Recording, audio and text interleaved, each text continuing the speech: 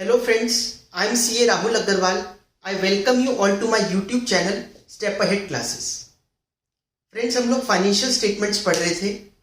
मैंने आप लोगों को लास्ट क्लास में एक फुल फ्लेजेड क्वेश्चन करवाया था जिसमें हमने ट्रेडिंग, P&L और बैलेंस शीट बनाई थी, लेकिन वो सब विदाउट एडजस्टमेंट था. आज की क्लास से हम लोग एडजस्टमेंट्स इन फाइनेंशियल स्टेटमेंट पढ़ेंगे. ठीक है, तो विदाउट वेस्टिंग टाइम चलते हैं एडजस्टमेंट्स पर. पहले तो ये बात, ये एडजस्टमेंट्स होती क्या है, एडजस्टमेंट हमें करनी क्यों पड़ती है फाइनेंशियल स्टेटमेंट पे. देखो, फाइनेंशियल स्टेटमेंट तक हम पहुंचते कैसे हैं. सबसे पहले बनाते हैं जर्नल. जर्नल के बाद बनता है लेजर, फिर उसका ट्रायल बैलेंस बनता है और ट्रायल बैलेंस से एंट्रीज जाती है फाइनेंशियल स्टेटमेंट पे.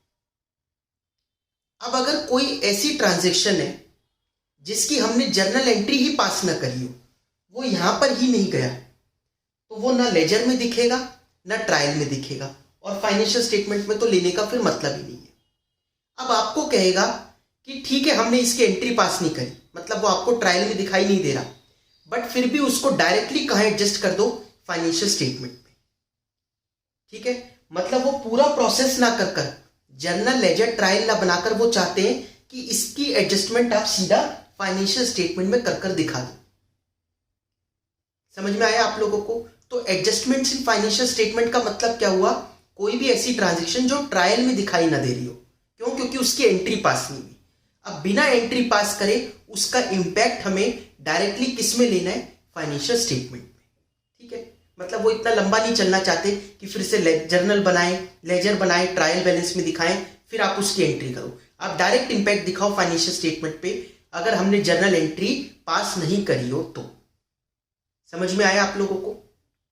इसमें सबसे पहली जो एडजस्टमेंट आती है वो है क्लोजिंग स्टॉक. क्लोजिंग स्टॉक की एडजस्टमेंट मैंने आप लोगों को पहले भी बताई थी जब फुल फ्लेजेड क्वेश्चन कराया था. अब और डिटेल में समझते हैं क्लोजिंग स्टॉक को कहां कहां लिखा जाएगा. पहले तो देखो, अगर क्लोजिंग स्टॉक हमें ट्रायल बैलेंस में गिवन हो या क्लोजिंग स्टॉक हमें एडजस्टमेंट में गिवन हो, आप देखना 99% जो क्वेश्चंस होते हैं उसमें क्लोजिंग स्टॉक हमें एडजस्टमेंट में ही मिलेगा. और क्योंकि एडजस्टमेंट में दे रखा होता है, हम कहां कहां लेकर जाते हैं इसको, एक तो ट्रेडिंग अकाउंट की क्रेडिट साइड में और एक बैलेंस शीट की असेट साइड. यहां दो जगह लेके जाते हैं. लेकिन अगर ट्रायल, चलो पहले ये समझा देता हूं, अगर एडजस्टमेंट में दिया हो तो हम कहां कहां लिखते हैं, ट्रेडिंग की क्रेडिट साइड में और बैलेंस शीट की असेट साइड में. ऐसा क्यों करते हैं हम लोग, दो जगह क्यों लेते हैं. देखो, ट्रेडिंग की क्रेडिट साइड पर लिखने का क्या मतलब है, जब हम ट्रेडिंग अकाउंट बना रहे हैं तो ट्रेडिंग अकाउंट में हम यहां पर लिखते हैं to opening stock, to purchases, ये सब खर्चे आ गए. अब इस टोटल स्टॉक में से ओपनिंग स्टॉक और परचेजेस, अगर हमारे पास ओपनिंग स्टॉक था 100 यूनिट्स और 500 और खरीदे, 600 के 600 बिके नहीं, सेल सिर्फ हुए 400 यूनिट, 400 यूनिट से सेल हुए, तो अभी भी हमारे पास कितना स्टॉक बच रहा है, 200 यूनिट का स्टॉक बच रहा है. वो 200 यूनिट की जो कॉस्ट है हम इसमें से माइनस करेंगे. क्यों करेंगे, matching principal.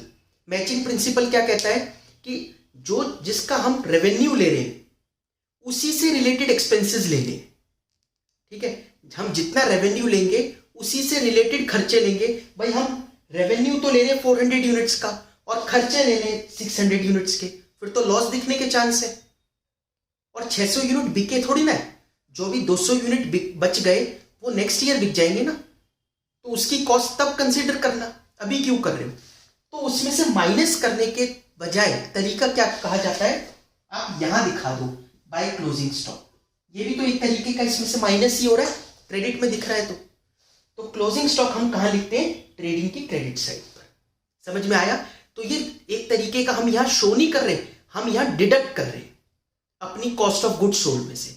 Cost of goods sold बताया था ना मैंने आपको, ट्रेडिंग अकाउंट में जब लिखते हैं तो कॉस्ट ऑफ गुड्स सोल्ड मतलब opening stock plus net purchases plus direct expenses minus closing stock. तो हम उन खर्चों में से कम कर रहे हैं. ठीक है, तो ट्रेडिंग में तो हम हटा रहे होते हैं और कहाँ लेकर जाते हैं, बैलेंस शीट की असेट साइड पे, क्योंकि वो स्टॉक है हमारा, असेट है, तो उसको बैलेंस शीट की असेट साइड पर दिखाएंगे। आ गया समझ में? तो ये इसके पीछे का लॉजिक था। अगर एडजस्टमेंट में दे रखी हो तो दोनों जगह दिखाते हैं, लेकिन अगर ये हमारे को बाई चांस ट्रायल बैलेंस में मिल जाए, जो कि आपको बहुत कम मिलेगा, बाई चांस किसी क्वेश्चन में अगर आपको ट्रायल में मिल जाए, एक तो इसका मतलब क्या है कि ट्रायल में मिल गया। ट्रायल में लिखने का मतलब ये हो गया कि इससे रिलेटेड जो जर्नल एंट्री है वो पास हो चुकी। ट्रायल में कहां से आती है फिगर, लेजर से। लेजर में कहां से आती है, जर्नल से। इसकी जर्नल एंट्री पास हो गई। तो मैं जो अभी आपको समझा रहा था कि ट्रेडिंग के क्रेडिट में करना है, मतलब माइनस करना है, इसका मतलब इन्होंने एक एंट्री पास कर ली और ऑलरेडी माइनस कर दिया। आपको पता है वो एंट्री उन्होंने क्या की होगी, उन्होंने एडजस्टेड परचेजेस लिखा होगा। उनके यहां फिर परचेजेस की जगह क्या दिखाई दे रहा होगा, एडजस्टेड परचेजेस। उसमें क्या किया जाता है, opening stock plus net purchases minus closing stock.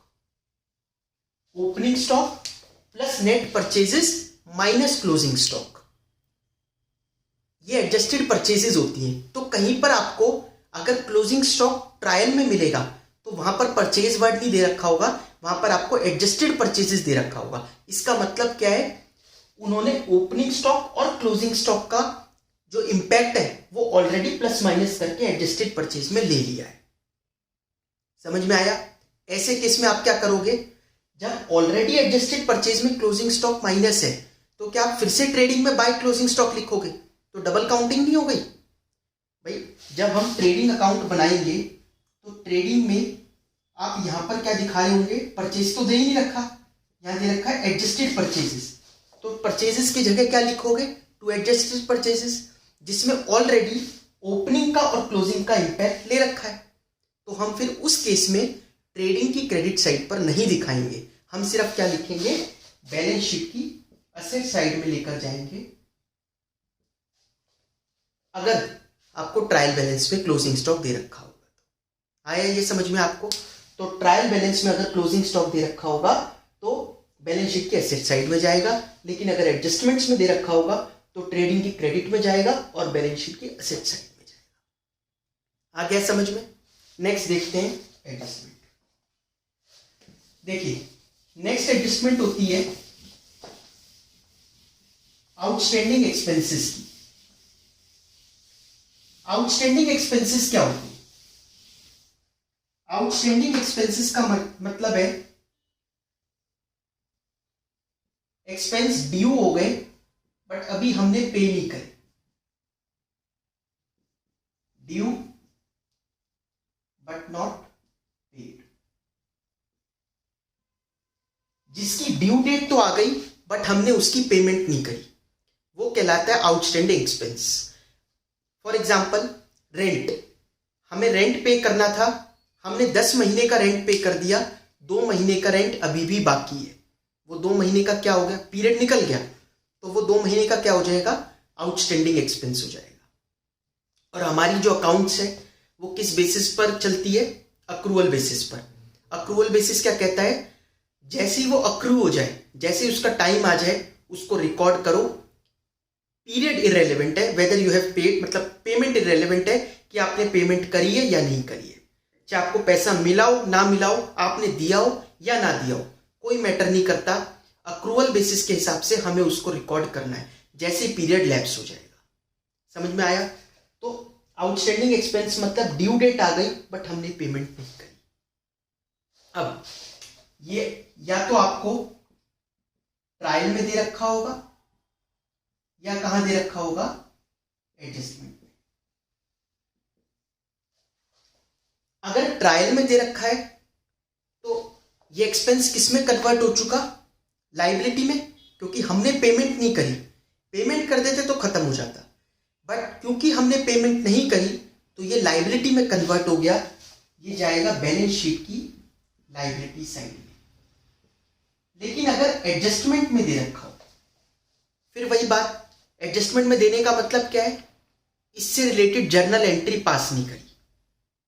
आप लॉजिक समझो, क्या हुआ, 10 महीने की तो एंट्री रिकॉर्ड कर दी, rent account debit to cash account वो हमने रिकॉर्ड कर दिया। फॉर एग्जाम्पल अगर 1000 रुपये महीना है तो 10,000 10,000। अब 2 महीने का बचा जिसकी जर्नल एंट्री रिकॉर्ड नहीं करी। आपको पता है आउटस्टैंडिंग एक्सपेंस की एंट्री क्या होती है? Expense account debit to outstanding expense account. क्या होती है? Expense account debit to outstanding expense account. क्या मतलब हुआ इसका? खर्चे बढ़ा दो, खर्चों में डेबिट कर दो टू, और किसमें कन्वर्ट हो गया ये? लायबिलिटी में। पे कर देते तो असेट कम हो जाता, नहीं पे किया तो आज ये कन्वर्ट हो गया एक्सपेंस हमारा लायबिलिटी में। तो expense account debit to outstanding expense account, ये जर्नल एंट्री होनी चाहिए थी, बट क्योंकि एडजस्टमेंट में गिवन है, इसका मतलब ये एंट्री तो नहीं करी, बट अब आपको कह रहे हैं इसका इंपैक्ट ले लो डायरेक्टली। इंपैक्ट लेना है डायरेक्टली, कैसे लेंगे? एक्सपेंस डेबिट कर दो, मतलब एक्सपेंस जाकर बढ़ा दो। एक्सपेंस आपने कहां दिखा रखे होंगे? या तो P&L में या ट्रेडिंग में। भाई वो तो डिपेंड करता है ना, जैसे आउटस्टैंडिंग वेजेस है तो वेजेस कहां दिख रहे होंगे? ट्रेडिंग में, तो वहां जाकर ऐड कर दो 2 महीने का एक्सपेंस। अगर सैलरी है, आउटस्टैंडिंग सैलरी दी तो सैलरी कहां दिखाई दे रही होगी? P&L में, वहां जाकर ऐड कर दो। तो मतलब ऐड इन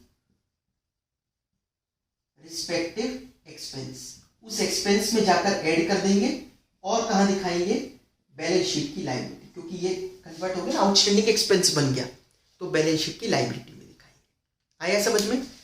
ट्रायल में गिवन हो तो सिर्फ लायबिलिटी, एडजस्टमेंट में गिवन हो तो एक्सपेंस में ऐड करेंगे और बैलेंस शीट की लायबिलिटी में दिखाएंगे। आया समझ में? नेक्स्ट थर्ड है प्रीपेड एक्सपेंसेस। प्रीपेड एक्सपेंसेस का मतलब क्या होता है? ये इसका उल्टा हो गया आउटस्टैंडिंग का। प्रीपेड का मतलब हो गया पेड बट नॉट ड्यू, जिसकी डेट भी नहीं आई और हमने पेमेंट कर दी। प्रीपेड एक्सपेंसेस, हमने एक्सपेंसेस को, इसको अनएक्सपायर्ड भी बोलते हैं। अनएक्सपायर्ड एक्सपेंसेस, जिसकी डेट नहीं आई बट हमने पेमेंट कर दी। ऐसा हम कब कर सकते हैं? इसके बहुत सारे रीजन हो सकते हैं, जैसे हमें लगे पता नहीं अगले साल ये हमारे को किराए पर जगह देगा या नहीं देगा, अभी से रेंट देकर छोड़ दो। कहीं ये हमारा रेंट बढ़ा तो नहीं देगा, तो हम अभी से उसको बोल देते कि आप 3 महीने के और एक्स्ट्रा ले लो, और अगर उसने एक्सेप्ट कर लिए इसका मतलब कि उसने अगले 3 महीने के लिए तो हमारे को दे दी वो जगह, क्योंकि वो पैसे एक्सेप्ट कर रहा है। तो प्रीपेड एक्सपेंसेस हमने बिना डेट आए पेमेंट कर दी, बट अक्रूवल बेसिस तो क्या कहता है?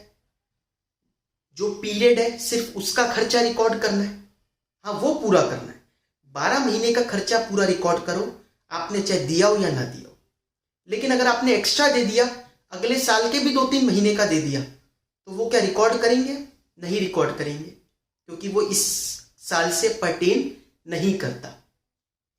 ठीक है, हमने पेमेंट करी है तो हमें कुछ फायदा दिखा होगा, हमारा बेनिफिट दिखा होगा, तो वो बेनिफिट हमारे लिए क्या हो गया? असेट। ठीक है, तो या तो ये हमें प्रीपेड एक्सपेंस दिखाई देगा ट्रायल में, या दिखाई देगा एडजस्टमेंट। अगर ये ट्रायल में है तो आप इसको बस बैलेंस शीट की असेट साइड में लिख दो, क्योंकि ये एक बेनिफिट है। अगर एडजस्टमेंट में दे रखा है, इसका मतलब क्या है? इससे रिलेटेड जर्नल एंट्री पास नहीं हुई। देखो, इससे रिलेटेड एंट्री पास नहीं हुई मतलब क्या है? जैसे अगर एक्सपेंस पे करा, मैं रेंट ही ले लेता हूं, चाहे रेंट की पेमेंट करी, तो अगर rent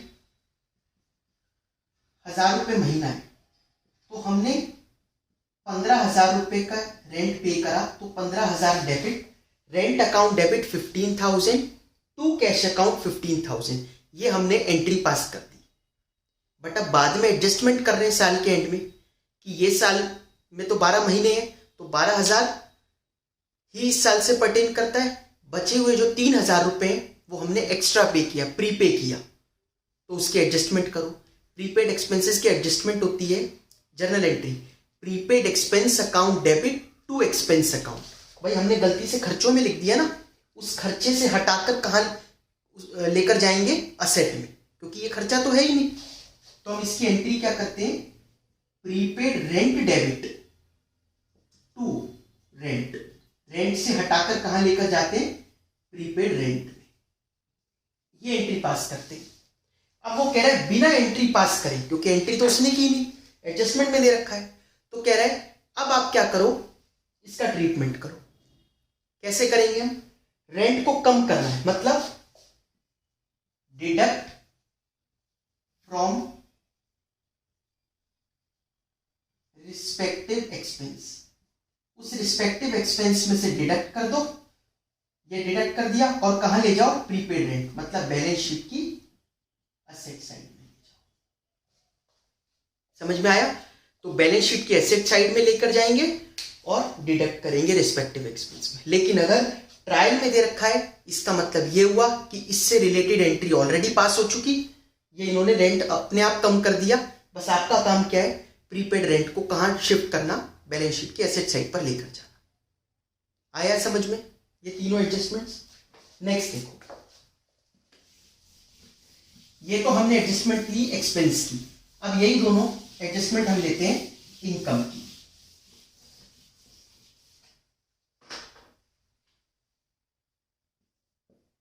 income received in advance,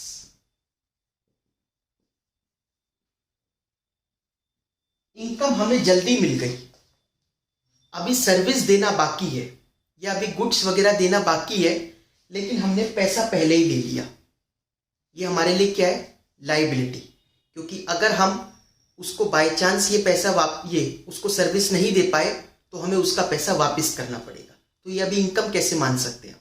और वैसे भी अक्रूवल बेसिस के हिसाब से तो ये हमारे पीरियड से पर्टेन नहीं करता, इस वजह से ये इस साल का नहीं है, तो हम इसको इनकम में नहीं मानेंगे।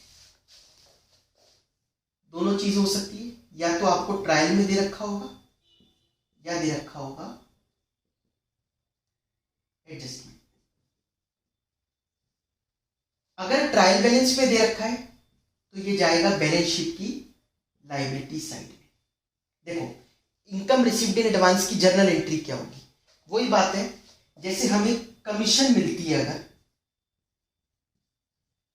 हर महीने की हमारी कमीशन बनती हुई 1000 रुपए की, हमने 14,000 रुपीज की कमीशन रिसीव करी, 14,000 रुपीज की कमीशन रिसीव करी इस साल, 2 महीने की एक्स्ट्रा करी, क्योंकि 1000 रुपए महीना है, तो वो 2,000 रुपए को हमें कहां ले जाना चाहिए, इनकम से हटाकर लायबिलिटी में, क्योंकि वो अभी इस साल वो 2 महीने अभी बचे हुए हैं, तो वो 2 महीने की इनकम हटाकर हम कहां लिखेंगे, लायबिलिटी में, to commission received in advance 2000 ये करेंगे। अब देखो एडजस्टमेंट में देने का मतलब क्या है, ये वाली entry commission debit to commission received in advance उन्होंने पास नहीं करी, तो अब आप इसका डायरेक्टली कैसे एडजस्टमेंट लोगे, कमीशन कम करनी है, मतलब डिडक्ट फ्रॉम रिस्पेक्टिव इनकम। वैसे इनकम कहां शो हो रही होगी, ये इनकम कहां शो हो रही होगी, P&L की क्रेडिट साइड में बाय कमीशन, उसमें से डिडक्ट करोगे, तो डिडक्ट फ्रॉम रिस्पेक्टिव इनकम, और कहां लेकर जाओगे, और लेके जाओगे बैलेंस शीट की लायबिलिटी साइड में। लेकिन अगर ट्रायल बैलेंस में गिवन हो, इसका मतलब ये एंट्री ऑलरेडी उन्होंने पास कर दी, आप सिर्फ कहां लेकर जाओ, बैलेंस शीट की लायबिलिटी साइड। आया समझ में? एक और एडजस्टमेंट करते हैं आज लास्ट, तो 5 एडजस्टमेंट हो जाएगी हमारी टोटल। नेक्स्ट है अक्रूड इनकम या आउटस्टैंडिंग इनकम, मतलब इनकम अर्न तो कर ली बट अभी रिसीव होना बाकी। अक्रूड इनकम या outstanding income, earn but not received, earn कर ली लेकिन रिसीव होना बाकी है। अगर ये हमारे को ट्रायल बैलेंस में दे रखी हो तो ये बैलेंस शीट की सिर्फ असेट साइड में जाएगी, लेकिन अगर ये हमारे को एडजस्टमेंट में दे रखी हो तो दो जगह जाएगी। अक्रूड इनकम, क्या एंट्री होगी अक्रूड इनकम की? इसका मतलब क्या है कि 10 महीने के एग्जांपल लेते हैं, 10 महीने की तो इनकम मिल गई, 2 महीने की इनकम अभी बाकी है। तो 2 महीने की जैसे कमीशन अगर 1000 रुपये महीना है तो 10,000 रुपये तो हमें मिल गए। Cash account debit to commission account 10,000 वो तो हो चुका, लेकिन 2 महीने की मिलनी अभी भी बाकी है। अक्रूवल बेसिस क्या कहता है, उसको भी रिकॉर्ड करो 2 महीने को। तो अक्रूड कमीशन अकाउंट डेबिट, देखो मैं कह रहा हूं कि कैश डेबिट टू कमीशन 10,000, ये तो 10 महीने की ऑलरेडी पास हो चुकी है एंट्री, लेकिन अभी जो 2 महीने की बच गई, accrued commission debit to commission 2,000। Accrued मतलब एक तरीके का डेटर है हमारा, पैसा मिलेगा आगे चलकर। तो डेटर असेट बन गया, डेबिट टू इनकम बढ़ा दो, accrued income account debit to income account, ये जर्नल एंट्री होती है अक्रूड इनकम की। मतलब हम इनकम को ऐड कर इनकम बढ़ाते हैं और असेट में लेके जाते हैं। समझ में आया? तो इसका मतलब क्या हुआ, हमें एक तो असेट में लेके जाना है और एक इनकम में ऐड करना है। तो हम क्या करेंगे, ऐड इन रिस्पेक्टिव इनकम और दूसरा बैलेंस शीट की असेट साइड में लेके जाएंगे। ठीक है, एक बार रिवाइज कर लेते हैं कि जो 5 एडजस्टमेंट हमने की है। अच्छा, एक चीज और, आपने ये देखा होगा कि आउटस्टैंडिंग एक्सपेंस हो या अक्रूड इनकम, मतलब आउटस्टैंडिंग एक्सपेंस हो या आउटस्टैंडिंग इनकम हो, दोनों में हमने ऐड किया, लेकिन जब प्रीपेड एक्सपेंस था या इनकम रिसीव्ड इन एडवांस था तब हम डिडक्ट कर रहे हैं। सिंपल सा रीजन है भाई, वो इस साल से पर्टेन नहीं करता, इसलिए उसको डिडक्ट कर रहे हैं। ये दोनों इस साल से पर्टेन करता है, आउटस्टैंडिंग एक्सपेंस और अक्रूड इनकम, वो इस साल का है, तो अब इस साल का है तो उसको ऐड करो। But income received in advance अगले साल का अभी से मिल गया, तो वो इस साल से पर्टेन ही नहीं कर रहा, माइनस कर दो। प्रीपेड एक्सपेंस अगले साल का खर्चा अभी से दे दिया, इस साल का नहीं है, माइनस कर दो। समझ में आया? तो क्या हमने कौन कौन से ये एडजस्टमेंट्स डिस्कस करी? पहली, क्लोजिंग स्टॉक, अगर एडजस्टमेंट में गिवन हो ट्रेडिंग की क्रेडिट साइड, बैलेंस शीट की एसेट साइड। अगर ट्रायल में गिवन हो तो सिर्फ बैलेंस शीट की asset side.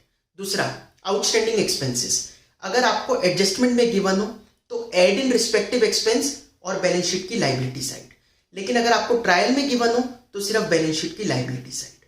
Next, prepaid expense, खर्चे जल्दी पे कर दिए, तो अगर एडजस्टमेंट में गिवन हो तो एक तो डिडक्ट करेंगे रिस्पेक्टिव एक्सपेंस में से और बैलेंस शीट की असेट साइड, लेकिन अगर ट्रायल में गिवन हो तो सिर्फ बैलेंस शीट की असेट साइड।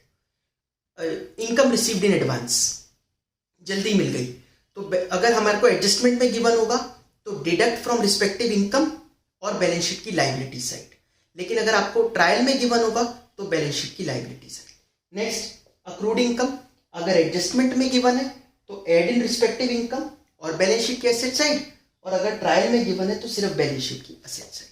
समझ में आ गया? अगर आप लोगों को ये क्लास समझ में आई हो थोड़ी बहुत भी, तो प्लीज इस चैनल को लाइक, सब्सक्राइब एंड शेयर जरूर कर देना। Thank you.